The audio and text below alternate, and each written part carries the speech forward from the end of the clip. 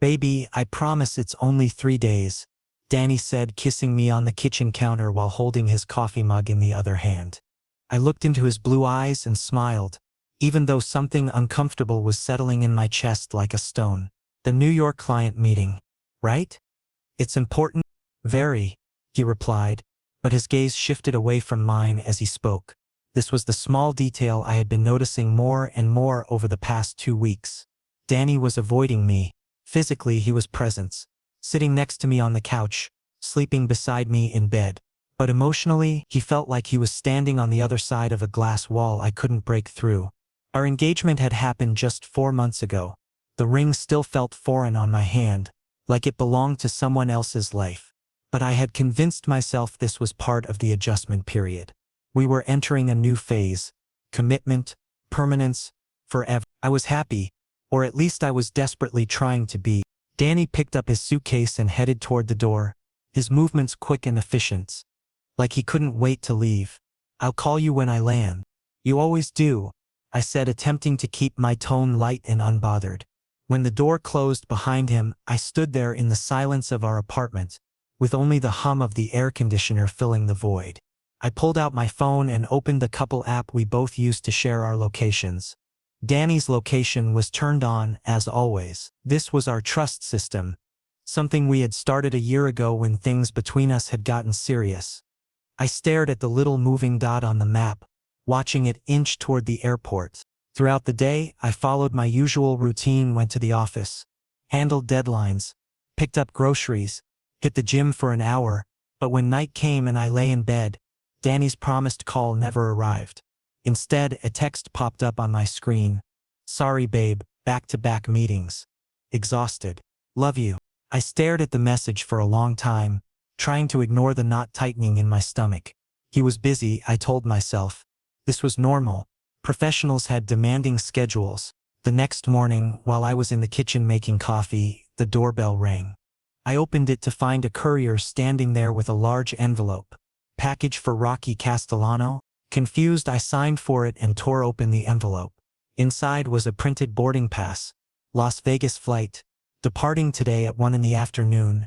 Seat 14B. Underneath it was a small handwritten note on plain paper. I'm sorry you have to find out this way. Rain. Danny's older brother. The quiet one who always observed everything but never interfered, unless it was absolutely necessary. My hands started trembling as I processed what I was holding. Vegas?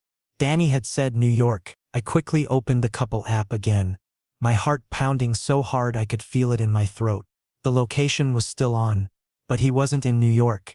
He was in Las Vegas, near McCarran Airport. My phone nearly slipped from my hands when a text appeared. It was from Rain's number. Rocky, please trust me. Get on that flight. I'll explain everything when you land. Don't tell Danny.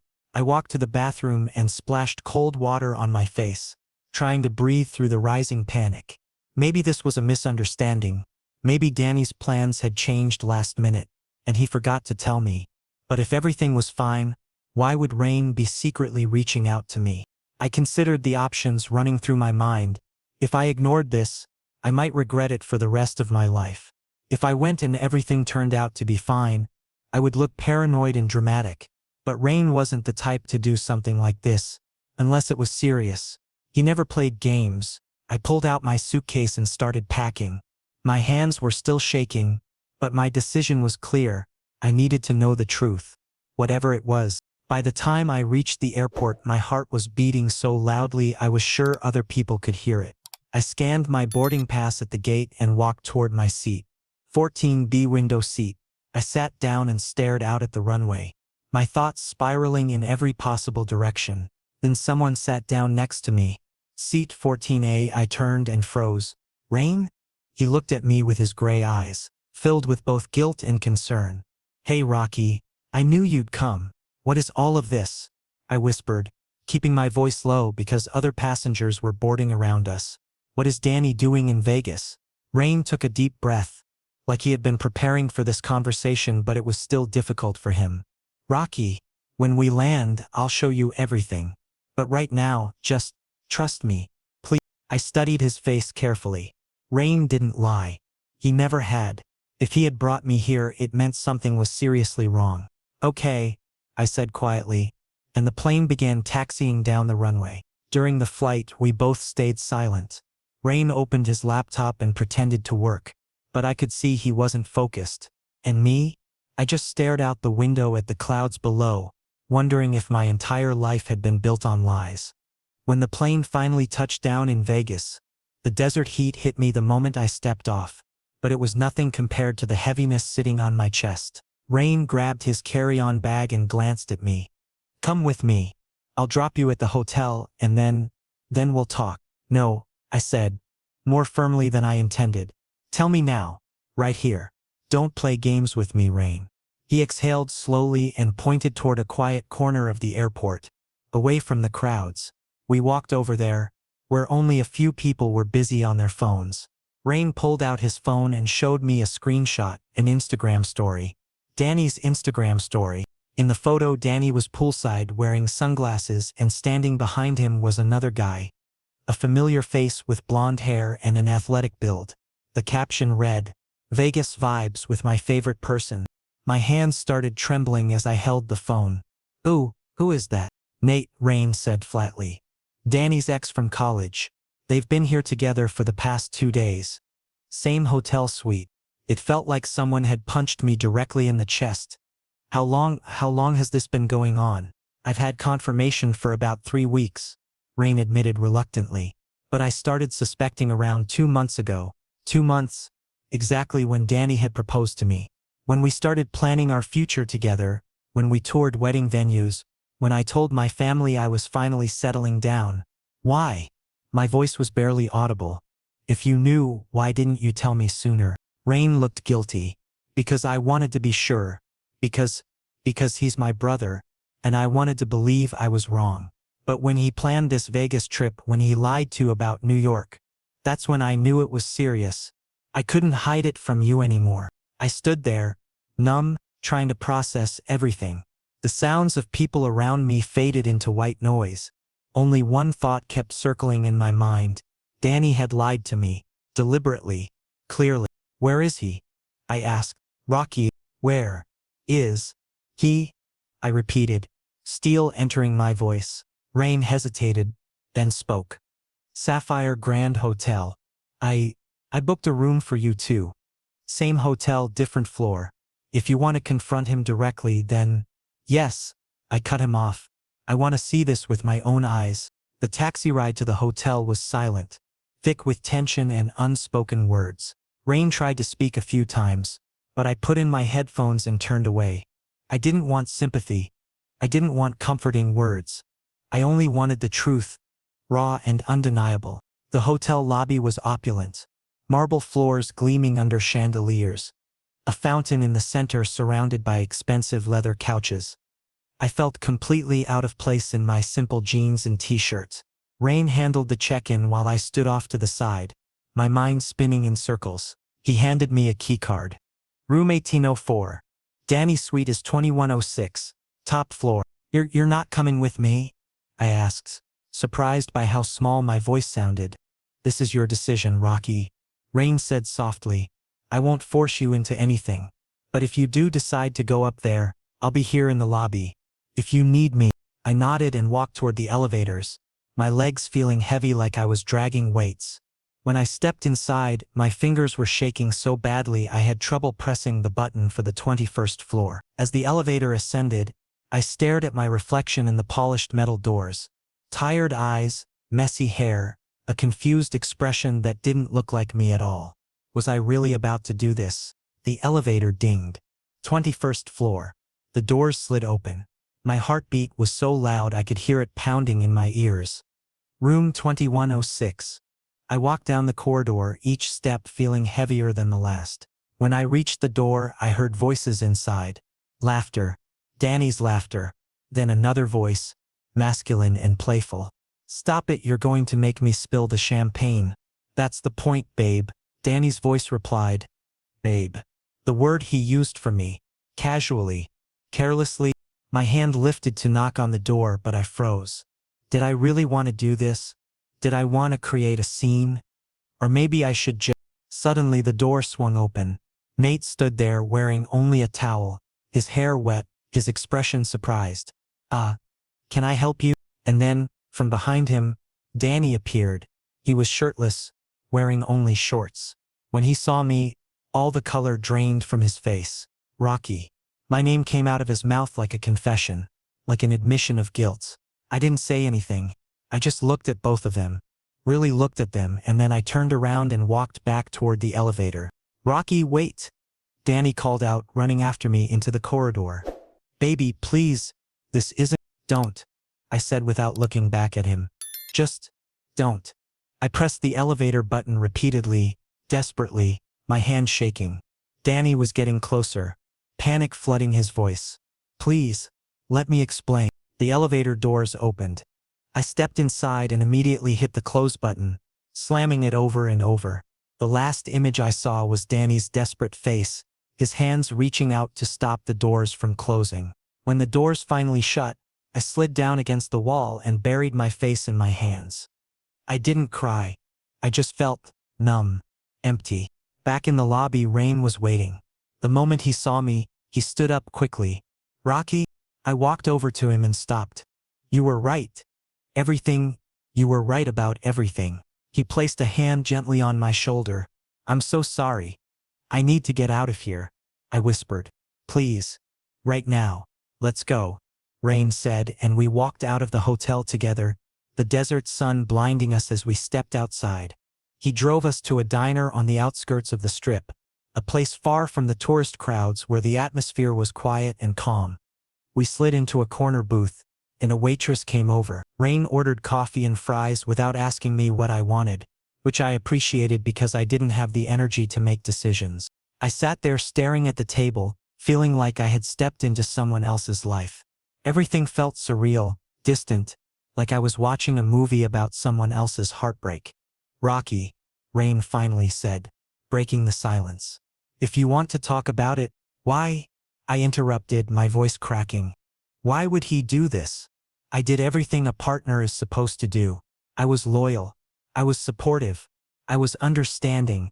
So why? Rain stayed silent, probably because there was no answer that would make sense. 3 years, I continued, my voice shaking now. 3 years we spent together, and then the engagement, the plans, the future. Was all of it fake? Rocky, this isn't your fault, Rain said firmly. He's confused. He always has been. He doesn't see things clearly. But this isn't your fault. Then whose fault is it? I said, frustration boiling over. If I had been better? Stop. Rain's voice suddenly became sharp, cutting through my spiral. Stop doing that. You didn't do anything wrong. Danny did. And that choice was his, not yours. I looked into his gray eyes, intense, protective. This was the first time Rain had ever defended me so directly, standing against his own brother. The coffee arrived and I wrapped my hands around the warm cup, letting it thaw my frozen fingers. I can't go back to our apartment, to him. You won't, Rain said immediately. I'm already arranging an alternative. I looked at him, surprised. What do you mean? I have a cabin on the coast, he explained. It's small, quiet, with an ocean view. You can stay there as long as you need. No rush. No pressure. Rain, I can't take advantage of you like that. It's not taking advantage. He cut me off. Your family, Rocky. No matter how Danny treated you, you matter to me. You always have. His words made me pause. Rain had always stayed in the background, quiet, supportive, but never openly emotional. This was different. Thank you, I said softly. Really? I don't know what I would have done if you hadn't been here. You didn't need to wonder, he said simply. We sat in silence for a while, sharing the fries.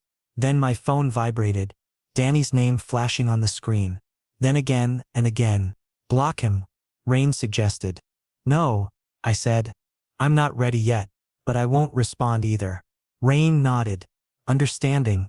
That night, we went back to my hotel room. Rain insisted on staying with me, sleeping on the couch. Only if you're comfortable with it, he said. Please, I admitted, I don't want to be alone. So he took a blanket and settled on the couch while I lay on the bed. In the darkness, only the city lights filtered through the window. Rain? I said quietly. Yeah?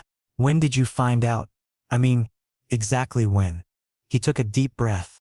2 months ago, I was forwarding some work files from Danny's phone, and a message notification came through.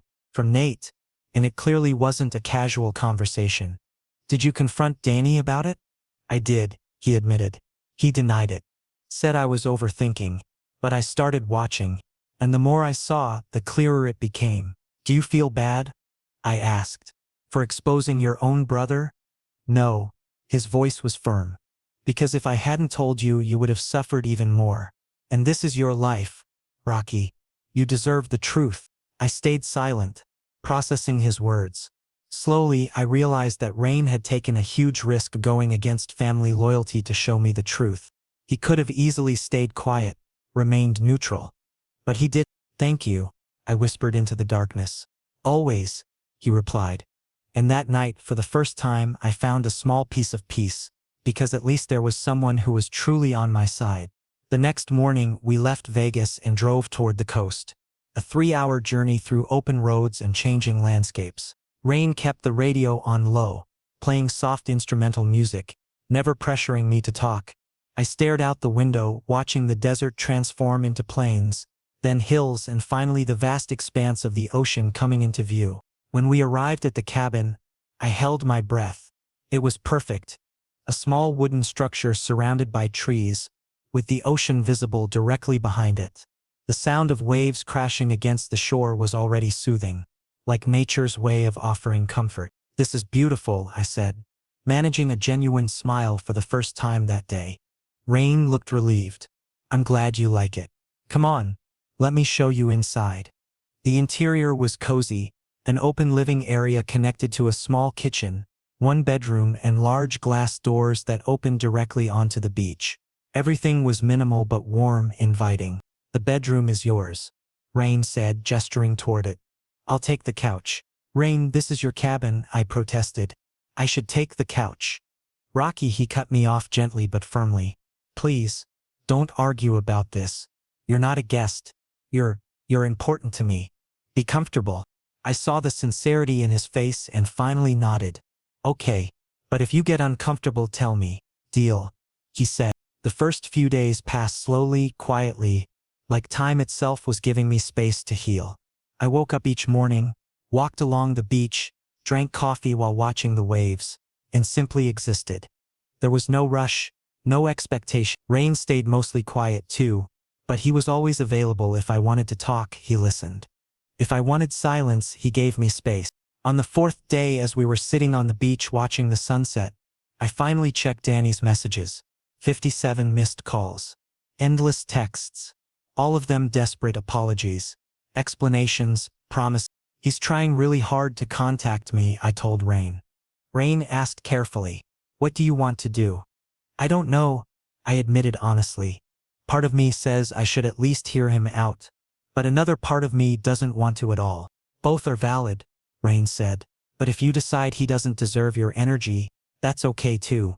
I stayed silent, watching the waves roll in and out. Have you ever felt like you can't trust anyone? Rain paused before answering. Yeah. Actually, all the time. I struggle with relationships because I've seen how people change, how they hurt others. So you've never seriously dated anyone? I asked curiously. A few times, he admitted, but it never lasted. I'm very guarded. Maybe that's why Danny and I are so different.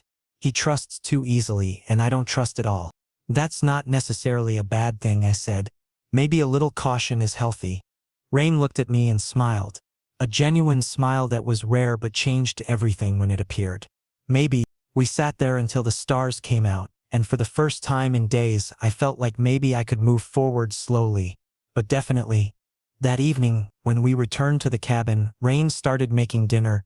Pasta, garlic bread, simple but delicious. I sat at the kitchen counter watching him work, noticing his effortless movements, his concentration. When did you get interested in cooking? I asked. Since I was a kid, he said while boiling water. When our mom was busy, I'd make food for Danny and me. It calmed me down. Did Danny ever learn? Rain laughed, slightly bitter. No. He always said it was my job. I was the chef. He was the critic. I noticed that whenever Rain talked about Danny, there was an underlying sadness, like he was still processing what his brother had done. Rain, I said carefully, are you upset about your relationship with Danny? He strained the pasta, then turned toward me. Honestly? Yeah, because I've always protected him, covered for his mistakes. But this time I realized he needs to be held accountable. And maybe my loyalty should have been with you first, because you didn't do anything wrong. Something warm spread through my chest, gratitude mixed with something else I couldn't quite define. We ate dinner in comfortable silence, and when I lay in bed that night, I realized that healing wasn't linear. Sometimes you took 2 steps forward, sometimes 1 step back. But at least now I wasn't alone. A week later, while Rain and I were walking on the beach, my phone rang, an unknown number. I hesitated but picked up. Hello? Rocky, it's Nate. My entire body froze. Nate? Danny's? His lover? I don't want to talk to you, I said firmly. Please, just 1 minute. His voice was urgent. I know you have no reason to listen, but I need to tell you something you deserve to know. I looked at Rain, who was standing close by, concerned. I put the call on speaker so he could hear too. Go ahead, I said shortly. Nate took a breath. Danny and we've been together for 3 months. But Rocky, I didn't know he was engaged. He told me your relationship was complicated, that you two were on the verge of breaking up. My chest tightened. That's a lie. Complete lie. I know, Nate said quickly. I found out the day you came to the hotel. When I confronted Danny, he finally admitted everything. And I left. Because I'm not the kind of person who interferes in someone else's relationship. So why are you telling me this now? I asked sarcastically. Because Danny is coming to see you, Nate said seriously. He's going to try to apologize and get you back. And Rocky, he's very convincing, but I think you should know this isn't the first time. He did this in college too. Got involved with other people while in committed relationships. My breath hitched. A pattern. This was a pattern. A character trait, not a one-time mistake. Thank you, I said quietly, for the information. I'm really sorry, Nate said. If I had known earlier. Yeah, I said, and ended the call. I stood there, waves touching my feet, my mind racing. Rain placed a hand on my shoulder. Rocky? He's coming, I whispered. Danny is coming here to get me back. I'll stop him, Rain said immediately, his protective instinct kicking in. No, I looked at him. I need to face him. For closure, but I want to do this myself. On my own terms. Rain hesitated, then nodded. Okay, but I'll be nearby. If you need me. That evening, just as Nate had warned, Danny arrived. We heard his car pull up outside the cabin. A familiar engine sound that created a weird nostalgia in my heart. I walked outside. Danny stood there, disheveled, exhausted, clearly distressed. Rocky, he said my name like a prayer. Danny, my voice was flat. Baby, please, let me explain. Don't, I cut him off. Don't call me that. You lost that right. His face twisted in pain. Rocky, I made a huge mistake. I know that, but I love you. Nate was nothing. Just a mistake. 3 months? I challenged him. 3 months is a mistake? And Nate told me you did this in college too. Danny went silent, guilt written all over his face. You haven't changed, Danny, I said sadly. You won't change. This is your pattern. And I don't want to be part of that cycle anymore. Please. He stepped closer, desperate. We can do therapy, we can fix. No, I said firmly. I deserve someone who chooses me always. Not just when it's convenient. Tears filled Danny's eyes. I don't want to lose you. You already did, I said quietly, pulling off my engagement ring and placing it in his hand. Keep this. I'm moving forward. He stood there, ring in hand, broken. Then he nodded, defeated, and turned toward his car. When the sound of his engine faded away, I went back inside the cabin. Rain was there, eyes filled with concern. It's done, I said. Finally, this chapter is closed. Rain pulled me into a tight hug, surprising because he wasn't usually this openly affectionate. But I melted into it, releasing all the tension. I'm proud of you, he whispered. And in that moment, for the first time in weeks, I felt truly free. 2 weeks passed at the cabin, and something inside me started to shift. Each morning began the same way. I'd wake up to the sound of waves crashing against the shore, sunlight filtering through the curtains and the smell of fresh coffee already brewing in the kitchen. Rain was always up before me, quietly preparing breakfast like it was the most natural thing in the world. "You don't have to do this every day," I said one morning, walking into the kitchen still half asleep. He looked up from the eggs he was scrambling and shrugged. "I like doing it. Besides, you're terrible at cooking breakfast." I couldn't argue with that. The one time I'd tried to make pancakes, they'd come out looking like abstract art pieces, burnt on one side, raw on the other. We ate together on the deck overlooking the ocean. Our conversations light and easy. Rain told me about his work as a landscape architect, how he'd designed parks and community spaces across the state. I talked about my graphic design projects, the clients who never knew what they wanted until they saw what they didn't want. "Do you miss it?" he asked. "The city? Your routine?" I thought about it carefully. Parts of it maybe, but not the life I was living there. That life was built around someone who wasn't honest with me. Out here, everything feels real. Rain nodded slowly, his gray eyes studying me. "Real is good." Later that afternoon, I decided to take a solo walk along the beach. The sand was warm beneath my feet, and the ocean stretched endlessly before me. I found myself thinking about Danny less and less. When his face did appear in my mind, it no longer came with the sharp stab of betrayal. It was more like a dull ache fading with time. My phone buzzed in my pocket. Another message from Danny. I didn't even open it. Instead, I finally did what I should have done weeks ago. I blocked his number completely. The relief was immediate and overwhelming. It felt like cutting the last thread that had been holding me back. When I returned to the cabin, Rain was on the deck working on his laptop. He glanced up when I approached. "You look lighter," he observed.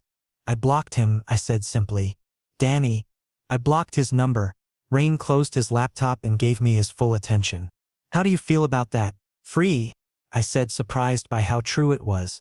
"For the first time in months, I feel completely free." A slow smile spread across Rain's face. "Good. You deserve that." That evening we cooked dinner together, grilled fish that Rain had bought from a local fisherman, roasted vegetables and a salad. I chopped tomatoes while he handled the grill, and we worked in comfortable synchronization, moving around each other in the small kitchen like we'd done this 100 times before. "I've been thinking," I said, tossing the salad, "about what I want to do next. With my life, I mean." Rain looked over at me, interested.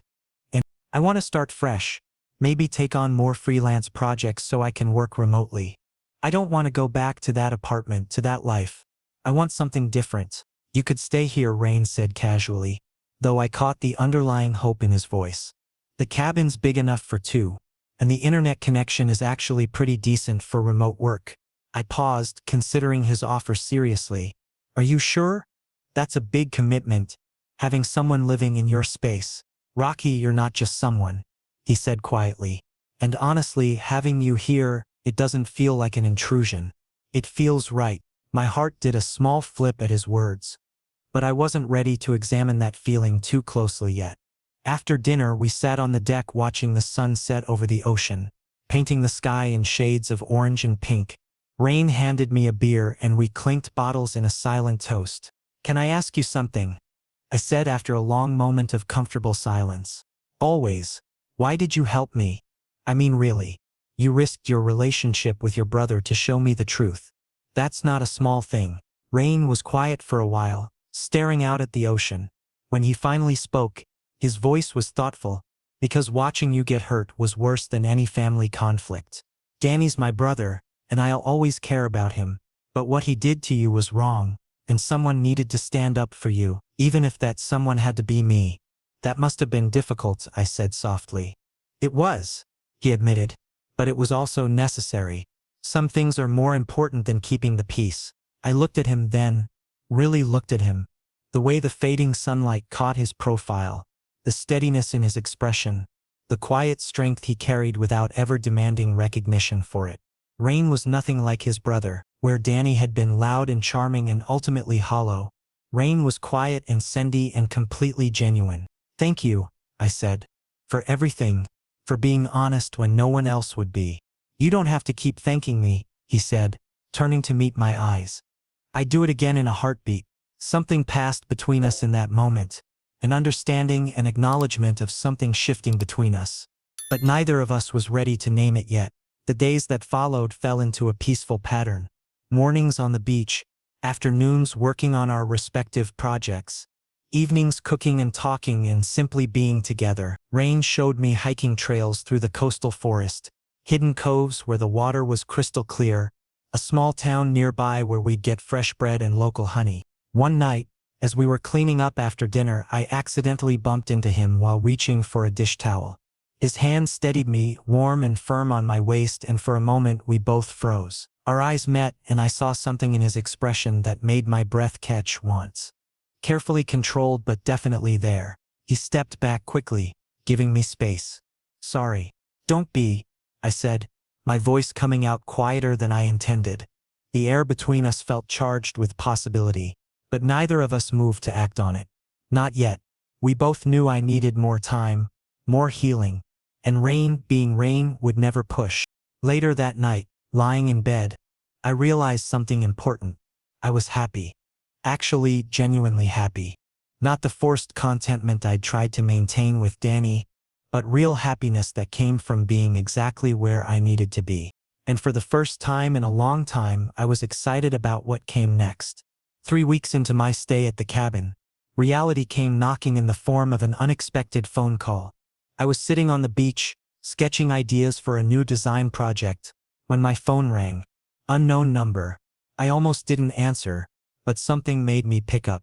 "Hello, Rocky? It's Nate." I nearly dropped my phone. Of all the people I expected to hear from, Danny's lover was absolutely last on that list. "I don't want to talk to you," I said immediately.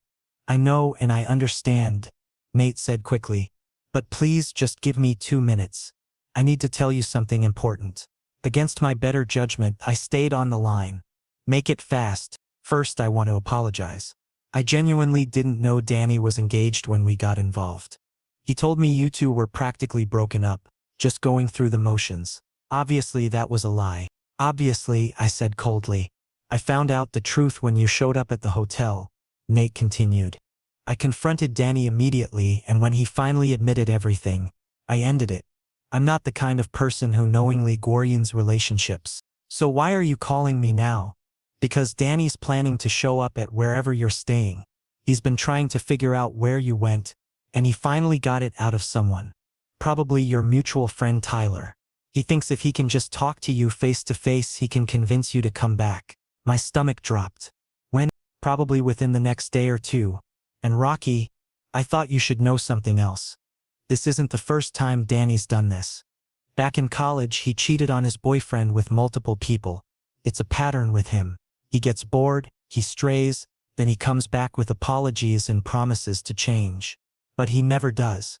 I sat there processing this information, waves washing over my feet. Everything Nate was saying confirmed what I'd been slowly realizing. Danny's betrayal wasn't a mistake or a moment of weakness. It was who he was. "Why are you telling me all this?" I asked. "Because you seem like a good person who deserves better. And because Danny can be incredibly persuasive when he wants to be. I don't want you to get pulled back into his cycle." After I ended the call, I sat there for a long time, staring at the ocean. Then I walked back to the cabin where Rain was working on his laptop. "We need to talk," I said. He immediately closed his computer, giving me his full attention. I told him about Nate's call, about Danny's impending visit, about the pattern of behavior. Rain's jaw tightened. "I can send him away before he even gets to the door."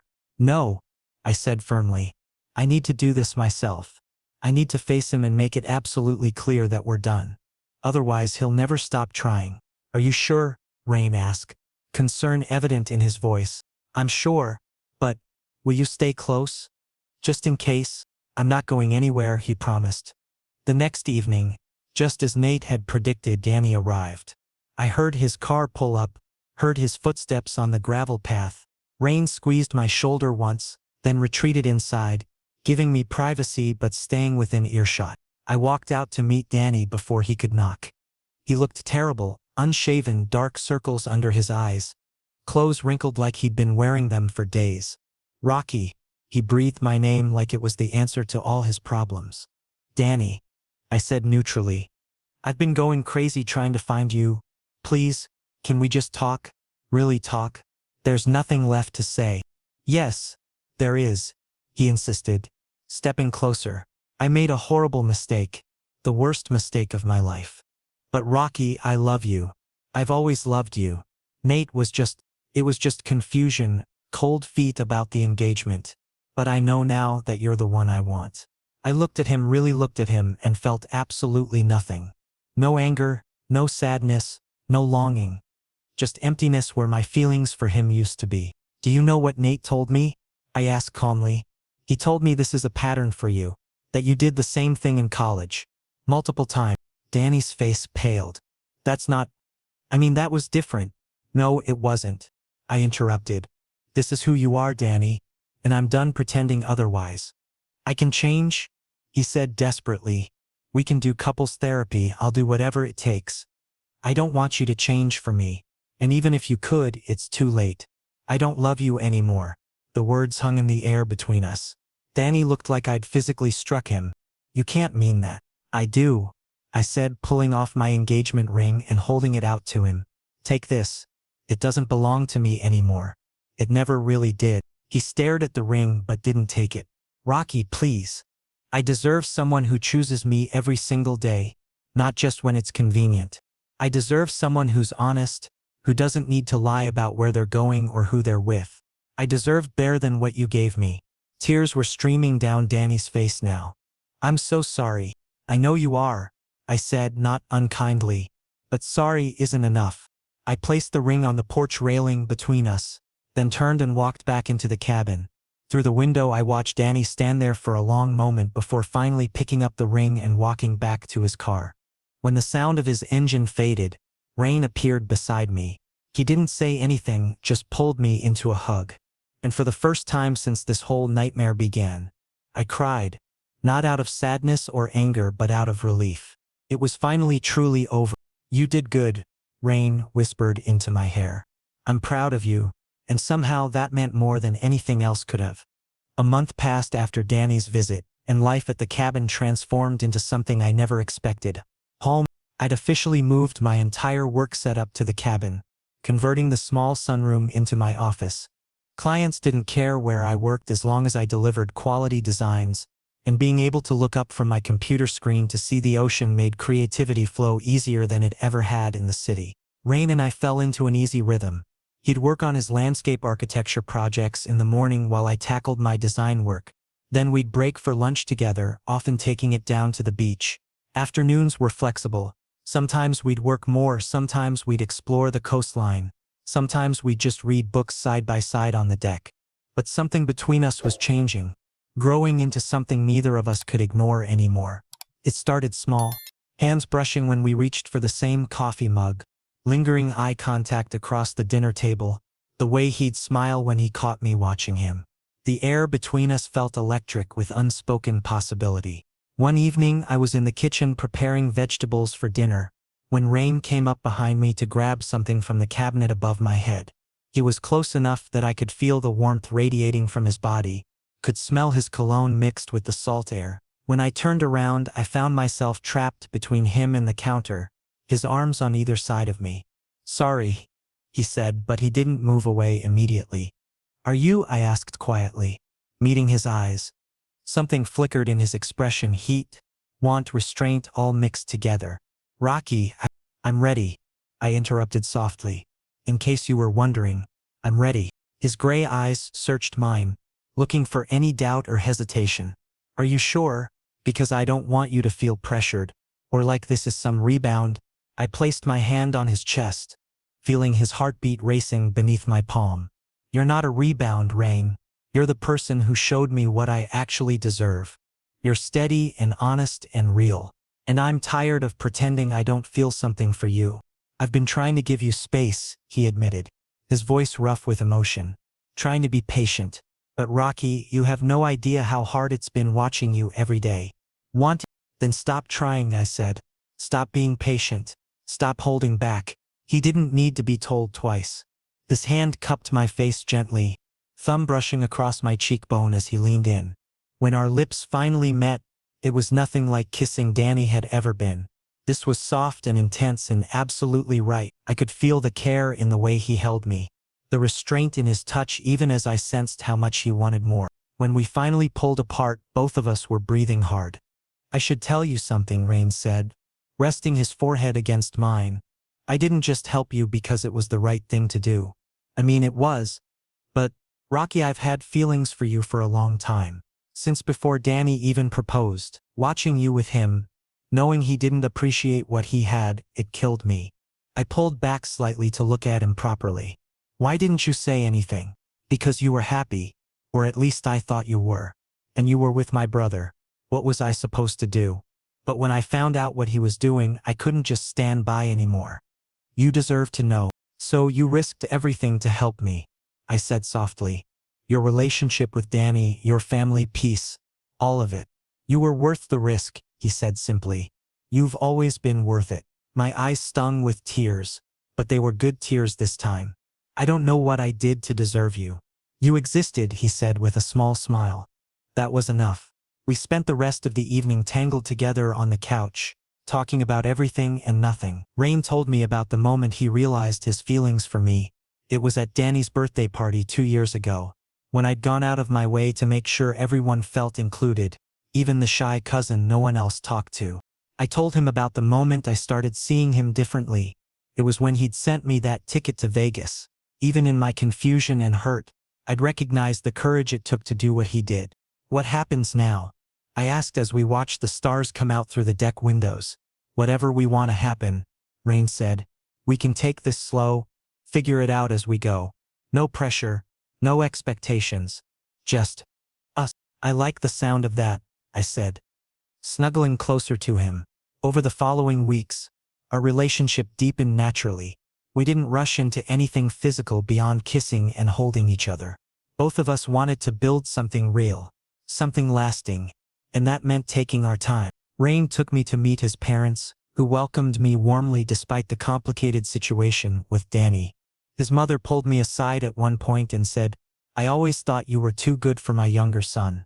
I'm glad you're giving my older boy a chance. I started introducing Rain to my friends and family, explaining the situation honestly.